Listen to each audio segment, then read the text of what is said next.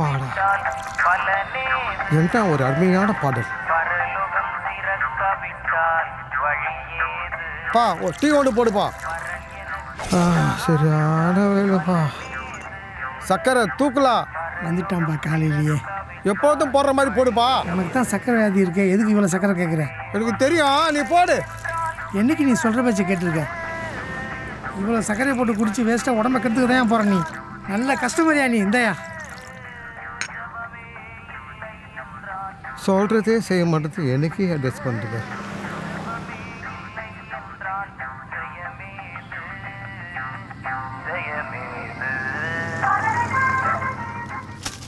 Uncle, இவ்வளோ சர்க்கரையை போட்டு டீயை குடிக்கிறீங்களே, இதெல்லாம் உடம்புக்கு நல்லதா? என்னம்மா நல்லா தானே இருக்கேன். அது நல்லா இருக்கீங்களா? இப்படிலாம் குடிக்க கூடாது அங்கிள். ஏவா? ஆமா, முதல்ல உங்க பிளட்ல சுகர் லெவல் எவ்வளோ? 400. 400? 400 வச்சுக்கிட்டா இவ்வளோ சர்க்கரை போட்டு குடிச்சிட்டு இருக்கீங்க டீல? நான் நல்லா தானே இருக்கேன். முதல்ல டாக்டரை பார்த்தீங்களா இல்லையா? டாக்டர் போய் பார்த்தம்பா. டெய்லி மாத்திரை சாப்பிட்டு சொல்றாங்க. சாப்பிடலன்னா இந்த நோய் வரும் அந்த நோய் வரும் பயக்காட்டுறாங்கப்பா. அங்கிள், அவங்க எது சொன்னாலும் உங்க நல்லதுக்கு தான் சொல்லுவாங்க. அவங்க டேப்லெட் கொடுத்தாங்கன்னா நீங்க போடணும். இந்த மாதிரி தான் என் ஃப்ரெண்டோட அப்பாவும் நம்பாம இருந்தாரு. உங்களுக்காச்சும் 400, அவருக்கு 300 தான் இருந்தது. ஆனா பாத்தீங்கன்னா மாத்திரை போடாம தனியா சுத்திக்கிட்டு இருந்தாரு. அப்படியா? கொஞ்ச நாள்ல பார்த்தா அவருக்கு ஹார்ட் அட்டாக் வந்துச்சு. கூட்டிட்டு போனா எங்க காப்பாத்த முடியலையே, போயிட்டாரு. அதனால டாக்டர் சொல்றத கேளுங்க, சரிங்களா? சரிப்பா சரிப்பா, இவன்லாம் சொல்ல மாட்டான் பாரு. நல்லது சொன்னப்பா. அக்கவுண்ட்ல எவ்வளவு இருக்கு பாப்போம். மாஸ்டர் சொல்லுயா. பையன் நம்ம பையன் தான். தம்பி என்ன சொல்லிட்டு போறாரு இவரு? ஐயோ, ஒன்னும் புரியலையே. நான் எவ்வளவு ஆச்சு? அவருக்கும் சேர்த்து 36 ரூபாப்பா. 36 ரூபாவா? குடிக்காத டீக்கும் அவருக்கும் சேர்த்து நான் தான் கொடுக்கணுமா? அறிவுரை சொன்னவனுக்கே ஆப்போசிட் போறாரு பத்தி அவரு.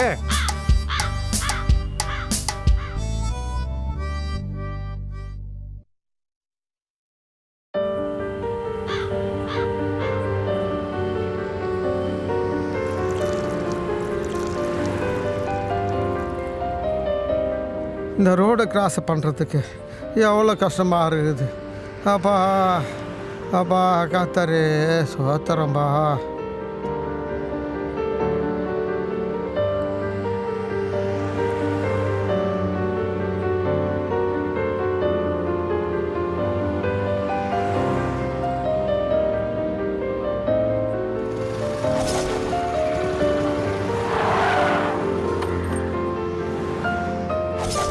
அங்கிள், எப்படி இருக்கீங்க?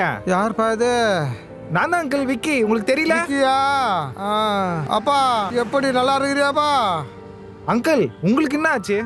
கண் பார்வை தெரியல, கண்ணு மங்கலாயிடுச்சு. டாக்டர் கிட்ட போனேன், சக்கரை அளவு அதிகமாயிடுச்சாம்பா. அதனால தான் என் கண் பார்வை போயிடுச்சாம்பா. அப்புறம் கிட்னியில் உப்பு அளவு அதிகமாயிடுச்சாம்பா. அப்புறம் அப்படியே போனா டயாலிசிஸ் தான் பண்ண சொல்கிறாங்கப்பா. அது பார்த்தாத காலில் வேற புண்ணு வந்து அது பெருசாகினே போகுதுப்பா. இப்போ வெள்ளையே எடுக்கணும்னு சொல்லிட்டாங்கப்பா. என்ன பண்ணுறதுன்னு தெரியலப்பா. அங்கிள் அங்கிள் அழுவாதீங்க அங்கிள், சரியாயிடும் அங்கிள். விடுங்க அங்கிள், அழுவாதீங்க அங்கிள், சரியாயிடும்.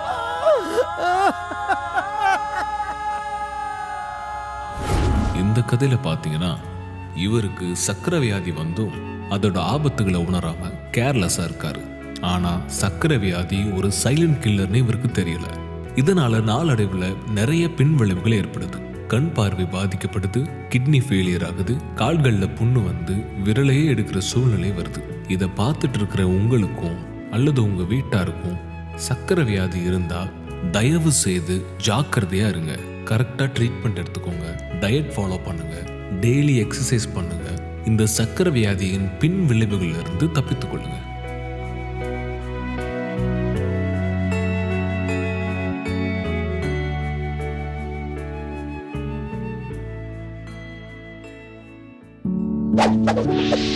வணக்கம் அன்பார்ந்த நேயர்களே, இந்த நாளிலும் ஒரு புதிய நிகழ்ச்சியில் உங்கள் யாவரையும் சந்திப்பதில் எனக்கு மிகுந்த சந்தோஷம். எல்லாரும் வீடியோ கிளிப் பார்த்தீங்களா? அதை பார்க்கும்போதே உங்களுக்கு தெரிஞ்சிருக்கும் இந்த நாளில் நம்ம என்ன காரியத்தை பற்றி பேச போகிறோன்னு. ஆமாம், சர்க்கரை வியாதியை பற்றி பேச போகிறோம். ஸோ உலக அளவில் இந்தியா முதலிடத்தை பிடிச்சிருக்கு. இந்தியாவில் குறிப்பாக தமிழ்நாடு சர்க்கரை வியாதியால் பாதிக்கப்பட்டவரோட எண்ணிக்கை அதிகமாக இருப்பதனால 2வது இடத்தை பிடிச்சிருக்கு. ஸோ இந்த நாளிலும் கூட அந்த சர்க்கரை வியாதி பாதிப்பிலிருந்து நம்ம எப்படி நம்மளை பாதுகாத்து கொள்வது என்பதற்காக நம்மளுக்கு மருத்துவ ஆலோசனை வழங்குவதற்காக நம்ம மத்தியில் டாக்டர் நர்மதா அவங்க வந்திருக்காங்க. வணக்கம் டாக்டர் நர்மதா. ஸோ இப்போ பார்த்தீங்கன்னா உலக அளவில் இந்தியா தான் டயபெட்டிக் கேபிட்டல் என்று அழைக்கக்கூடிய அளவுக்கு சர்க்கரை வியாதியில் அதிகமான பேர் பாதிக்கப்பட்டிருக்காங்க. சர்க்கரை வியாதி டயபெட்டிஸ் அப்படின்னா என்ன? டயபெட்டிஸ்னால் என்னென்னா, இப்போ பொதுவாக நம்ம சாப்பிடும்போது நம்ம சாப்பாடு டைஜஸ்ட் ஆகி அதுலேருந்து குளுக்கோஸ் ரிலீஸ் ஆகும். ஸோ நம்ம பிளட்டில் இருக்க குளுக்கோஸ் நம்ம பாடியில் இருக்க செல்ஸ்குள்ளே போகும்போது தான் நமக்கு எனர்ஜி ப்ரொடியூஸ் ஆகும். இதுதான் நார்மல் மெக்கானிசம். இந்த குளுக்கோஸை செல்ஸ்குள்ளே கொண்டு போகிற வேலை தான் இன்சுலின் ஹார்மோன் பண்ணுது. நம்ம பாடியில் இருக்கிற பேங்க்ரியாஸ் அல்லது கணையம் என்று அழைக்கப்படுகிற உறுப்பு தான் இன்சுலின் ஹார்மோனை ப்ரொடியூஸ் பண்ணும். சில நேரங்களில் இந்த இன்சுலின் ஹார்மோனோட ப்ரொடக்ஷன் குறைஞ்சாலோ அல்லது நம்ம பாடி இந்த இன்சுலின் ஹார்மோனை ஏற்றுக்கொள்ளாமல் போனாலோ நம்ம பிளட்லேயே இந்த குளுக்கோஸ் தங்கிடும். ஸோ பிளட்டில் இருக்க குளுக்கோஸ் அதிகமாகும். ஸோ இதனால தான் நமக்கு சர்க்கரை வியாதி வருது. ஓகே டாக்டர், இந்த சர்க்கரை வியாதிகளில் அநேக வகைகள் இருக்குன்னு சொல்கிறாங்க, டைப் 1 டைப் 2 அப்படின்னு. அதில் என்னென்ன வகைகள் இருக்குது? இந்த சர்க்கரை வியாதி 3 வகையாக பிரிக்கலாம். டைப் 1 அப்படின்னா சிலருக்கு சின்ன குழந்தையிலேருந்தே இந்த பேங்க்ரியாஸ் அஃபெக்ட் ஆகிருக்கும். ஸோ அவங்களால இந்த இன்சுலின் ஹார்மோனை ப்ரொடியூஸ் பண்ண முடியாது. அவங்களுக்கு இன்சுலின் ஹார்மோனை தான் நம்ம ட்ரீட்மெண்ட்டாக கொடுக்கணும், இன்ஜெக்ஷன் எடுத்துக்குவாங்க. டைப் 2ன்றது பெரியவர்களுக்கு வர சர்க்கரை வியாதி. இவங்களுக்கு நம்ம உடல் இந்த இன்சுலின் ஹார்மோனை ஏற்றுக்கொள்ளாமல் போகும். ஸோ இவங்களுக்கு மெடிசன்ஸ் கொடுத்து ட்ரீட் பண்ண முடியும்.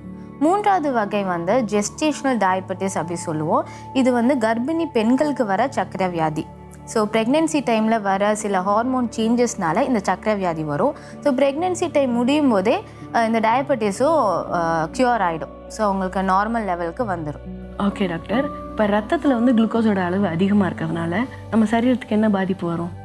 ஸோ பொதுவாக இப்போ ஒரு தண்ணியில் சர்க்கரையை போட்டால் அது என்ன ஆகும்? ரொம்ப பிசு பிசுன்னு ஆயிரும். அதே மாதிரி தான் நம்ம பிளட்டில் குளுக்கோஸ் லெவல் அதிகமாகும் போது இந்த குளுக்கோஸ் பிளட்டில் இருக்க சில காம்பவுண்ட்ஸ், ப்ரோட்டீன்ஸ், ஃபேட்டோட போய் ஒட்டிக்கும். ஸோ இதனால ஒரு பை ப்ராடக்ட் ப்ரொடியூஸ் ஆகும். அதுதான் அட்வான்ஸ்டு கிளைகேஷன் என் ப்ராடக்ட்ஸ் அப்படின்னு சொல்லுவாங்க. இந்த பை ப்ராடக்ட் தான் நம்ம உடலுக்கு கெடுதல். இதுதான் நம்ம உடலில் இருக்கிற இரத்த குழாய்கள், நரம்புகள் மற்ற உறுப்புகளையுமே அஃபெக்ட் பண்ணும். இதனால தான் இந்த பாதிப்புகள்லாம் வருது. ஓகே, இப்போ இந்த சர்க்கரை வியாதினால என்ன மாதிரியான பாதிப்புகள் வரும்? சர்க்கரை வியாதினால நம்ம தலையிலேருந்து கால் வரைக்கும் நிறைய உறுப்புகள் பாதிக்கப்படும். இப்போ இந்த இரத்த குழாய்கள் பாதிக்கப்படும் நான் சொன்னேன் இல்லையா? ஸோ நம்ம மூளையில் இருக்க இரத்த குழாய்கள் பாதிக்கப்படுறதுனால பக்கவாதம் வரும். ஹார்ட்டில் இருக்கிற இரத்த குழாய்கள் பாதிக்கப்படுறதுனால மாரடைப்பு வரலாம். அதே மாதிரி நம்ம கண்களுக்குள்ளே இருக்க சின்ன சின்ன இரத்த குழாய்கள் பாதிக்கப்படுறதுனால ரெட்டினோபதி வரும். இந்த ரெட்டினோபதி வந்துச்சுன்னா சிலர் பார்வை கூட இழந்து போவாங்க. அதே மாதிரி கால்களுக்கு போகிற இரத்த குழாய்கள் பாதிக்கப்படும் போது கால்களுக்கு போகிற இரத்த ஓட்டம் குறையும். ஸோ இதனால கால்களுக்கு பிளட் சர்க்குலேஷன் இல்லாமல் காலை எடுக்கிற சூழ்நிலை கூட வரலாம். சிலருக்கு கிட்னி பாதிக்கப்படும், அதனால கிட்னி ஃபெயிலியர் வரலாம். அதே மாதிரி நம்ம உடலில் ஏதாவது புண்ணுகள், இன்ஜுரி ஆகி ஊன்ஸ் இருந்துச்சுன்னா அது ஹீல் ஆகிற டைம் ரொம்ப டிலே ஆகும். ஸோ அந்த புண்ணெல்லாம் ஆறாமல் இன்ஃபெக்ஷன் ஆகி சிலருக்கு கால் விரல் எடுக்கிறது, காலை எடுக்கிற சூழ்நிலை கூட வரலாம். பொதுவாகவே நம்ம உடல் முழுவதுமே இந்த எதிர்ப்பு சக்தி ரொம்ப குறைஞ்சி போயிடும். ஸோ அதனால சீக்கிரமாக இன்ஃபெக்ஷன் ரொம்ப அஃபெக்ட் ஆவாங்க. அதே மாதிரி நிறைய பேருக்கு டென்டல் ப்ராப்ளம்ஸும் அதிகமாக வரும். ஸோ இவ்வளோ பாதிப்புகள் இந்த சர்க்கரை வியாதினால் வரலாம். ஓகே டாக்டர், எங்களுக்கு ரொம்ப தெளிவாக எங்களுக்கு சொன்னீங்க. ஸோ இப்போ ஒரு நபருக்கு எதெல்லாம் இருந்தால் சர்க்கரை வியாதி அதிகமாக வர வாய்ப்பு இருக்குது?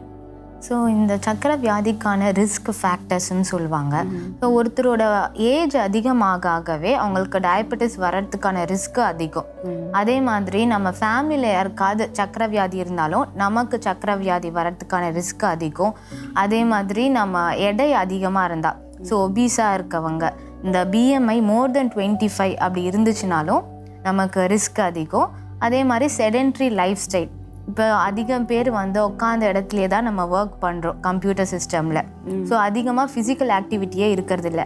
அதனால தான் அதிகமாக இந்த நாட்களில், அதுவும் இந்தியாவில் எல்லா இடத்துலையுமே டயபெட்டிஸ் அதிகமாக வருது. ஸோ நாங்கள் கொஞ்ச நாள் முன்னாடி ஒரு கிராமத்துக்கு போயிருந்தோம். அங்கே இருக்கிறவங்க பார்த்தீங்கன்னா ரொம்ப ஹார்ட் ஒர்க்கிங் பீப்புள். அங்கே ஒரு மெடிக்கல் செக்அப் பண்ண தான் நாங்கள் போயிருந்தோம். அங்கே இருக்கவங்களுக்கு நாங்கள் செக் பண்ணி பார்த்ததில்ல யாருக்குமே டயபெட்டிஸே இல்லை. எல்லாருக்குமே பிளட் சுகர் லெவல் நார்மலாக இருந்துச்சு. ஏன்னா அவங்க டே அண்ட் நைட் ரொம்ப ஹார்ட் ஒர்க் பண்ணுறதுனால. ஸோ அந்த செடென்ட்ரி லைஃப் ஸ்டைல்னாலே நமக்கு ஒரு பெரிய ரிஸ்க் இருக்குது. அதே மாதிரி நம்ம பிளட்டில் கொலஸ்ட்ரால் லெவல் அதிகமாக இருந்தாலும், நமக்கு ரத்த கொதிப்பு இருந்தாலும், இது எல்லாமே டயபெட்டிஸ் வர்றதுக்கான அதிக ரிஸ்க்கை ஏற்படுத்தும். ஆமாம் டாக்டர், சரியாக சொன்னீங்க. இந்த டைம்லலாம் எல்லாருக்குமே வந்து மேக்ஸிமம் சிஸ்டம் ஒர்க்ஸ் தான் இருக்குது. ஸோ இப்படி இருக்கிறதுனால சக்கரை வியாதி வர்றதை நம்ம எப்படி அவாய்ட் பண்ணலாம், தவிர்க்கலாம்? ஸோ சக்கரை வியாதி வராமல் இருக்கிறதுக்கு மெயினாக 3 காரியங்கள் செய்யணும். ஒன்று வந்து ஃபிசிக்கல் ஆக்டிவிட்டி இருக்கணும். ஸோ எக்ஸசைஸ் பண்ணணும். அட்லீஸ்ட் வாக்கிங் அது போகலாம். டெய்லி ஒரு 30 மினிட்ஸ் வாக்கிங் போகலாம். ஒரு வாரத்தில் பார்த்தீங்கன்னா ஒரு 150 நிமிடங்கள் 150 மினிட்ஸ் வந்து நம்ம எக்ஸசைஸ் பண்ணுறது ரொம்ப அவசியம். அதே மாதிரி நம்ம உணவு கட்டுப்பாடு ரொம்ப முக்கியம். டயபெட்டிஸ் வராமல் இருக்கணும்னா இப்போ 45 வயசு ஆயிடுச்சுனாலே டயபெட்டிஸ் இருக்கிறவங்க எந்த மாதிரி உணவு எடுப்பாங்களோ அதை நம்ம எடுக்க ஆரம்பிச்சிடணும்.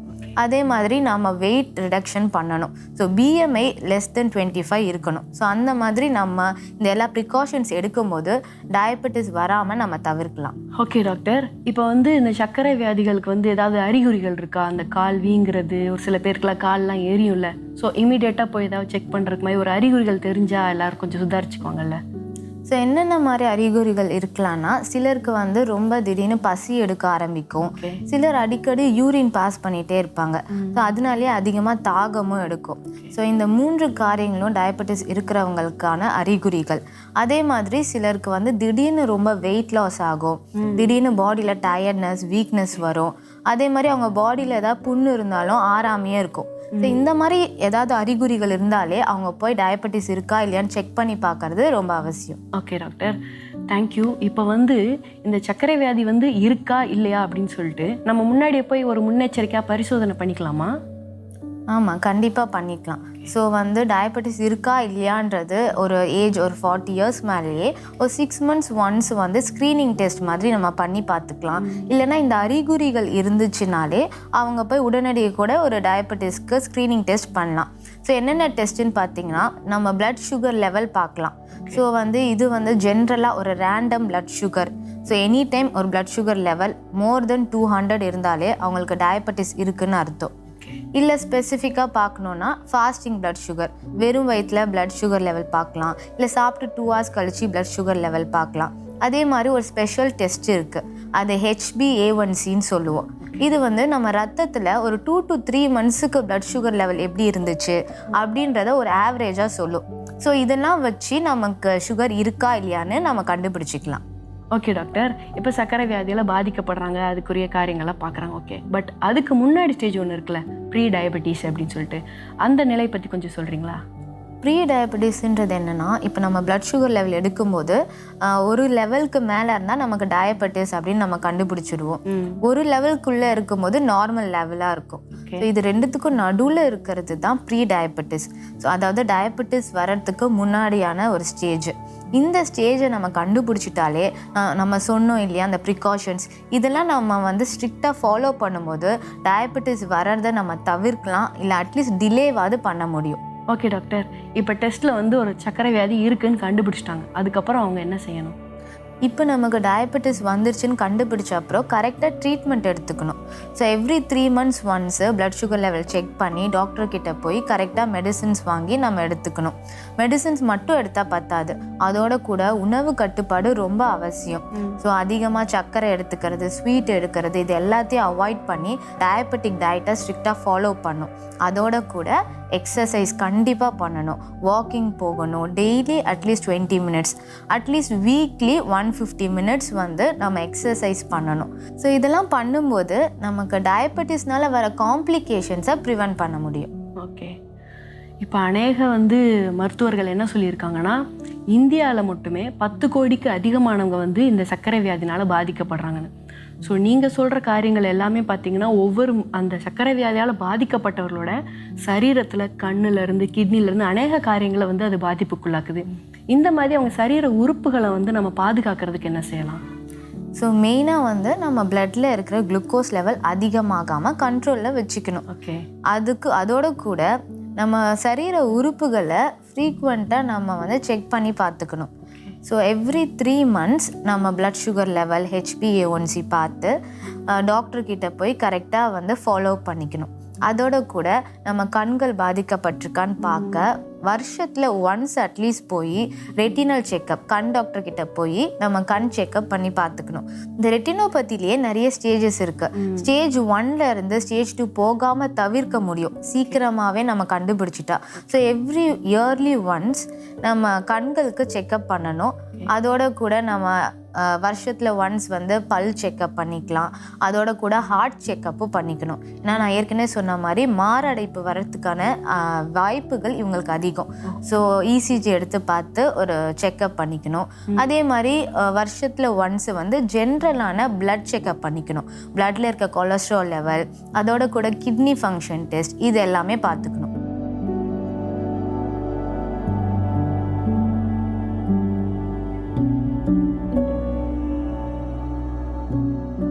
ஓகே டாக்டர், ரொம்ப நன்றி. இவ்வளோ நேரம் நிறைய காரியங்களை சொன்னீங்க. ஸோ கடைசியாக நேயர்களுக்காக டேக் ஹோம் மெசேஜாக நீங்கள் என்ன சொல்ல விரும்புகிறீங்க? நேயர்களே, இந்த நிகழ்ச்சியை நீங்கள் பார்த்துட்டு இருக்கீங்க. ஸோ டயபெட்டிஸ்ன்றது ரொம்ப பயப்படக்கூடிய வியாதி கிடையாது. உங்களுக்கு டயபெட்டிஸ் இருக்குன்னு நீங்கள் கண்டுபிடிச்சிருந்தீங்கன்னா நீங்கள் கரெக்டாக ட்ரீட்மெண்ட் எடுத்துக்கோங்க. டாக்டர் என்ன அட்வைஸ் கொடுத்தாலும் நீங்கள் கரெக்டாக ஃபாலோ பண்ணுங்கள். டெய்லி எக்ஸசைஸ் பண்ணுங்கள். உணவு கட்டுப்பாடு ரொம்ப அவசியம். இது எல்லாமே நீங்கள் ஃபாலோ பண்ணாலே சராசரியாக நார்மலான ஒரு லைஃப் ஸ்டைலை வாழ முடியும். Thank you doctor. நீங்கள் எங்களுக்கு நிறைய காரியங்களை சொல்லி கொடுத்தீங்க. எங்களுக்கு தெரியாத அநேக காரியங்களை எங்களுக்கு சொன்னீங்க. அதற்காக நன்றி. தேங்க்யூ. என்ன நேயர்களே, அநேக காரியங்களை டாக்டர் நர்மதா அவர்கள் நம்மக்கிட்ட ஷேர் பண்ணிக்கிட்டாங்கல்ல. ஸோ சர்க்கரை வியாதி கூட பாதிப்புகள் நம்ம யாருக்கும் வராதபடி நம்ம எப்படி தற்காத்து கொள்வது என்பதை நீங்கள் எல்லாரும் பார்த்துருப்பீங்க. ஸோ உங்களுக்கு மட்டும் இல்லை, உங்கள் குடும்பத்தினருக்கும் நண்பர்களுக்கும் இந்த காரியத்தை தொடர்ந்து நீங்கள் பகிர்வு செய்யுங்க. ஸோ அடுத்து இதுக்குரிய டயட் பிளானை பற்றி நம்ம பார்க்கலாம். சர்க்கரை நோயை தவிர்க்கவும், சர்க்கரை நோயின் தாக்கத்தை குறைக்கவும் இந்த உணவு வகைகளை உட்கொள்ளவும். உங்கள் இரத்த குளுக்கோஸ் அளவை பராமரிக்க சிறிதளவில் அடிக்கடி உணவை உட்கொள்ளலாம்.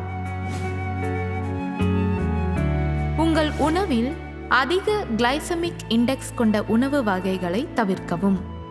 இவை நீங்கள் உணவு உட்கொண்ட உடனே உங்கள் இரத்தத்தில் சர்க்கரை அளவை வேகமாக கூட்டிவிடும். இது சர்க்கரை நோயாளிகளுக்கு அதிக பாதிப்பை ஏற்படுத்தும். இனிப்பு பண்டங்கள், கேக், ஐஸ்கிரீம், பிஸ்கட், குக்கீஸ் மற்றும் வெள்ளை அரிசி, வெள்ளை ரொட்டி அதிக கிளைசமிக் இண்டெக்ஸ் கொண்டவை. இவற்றை தவிர்க்கவும். உங்கள் உணவில் குறைவான கிளைசமிக் இண்டெக்ஸ் கொண்ட ஆரோக்கியம் நிறைந்த மாவு சத்து உணவு வகைகளை உட்கொள்ளவும்.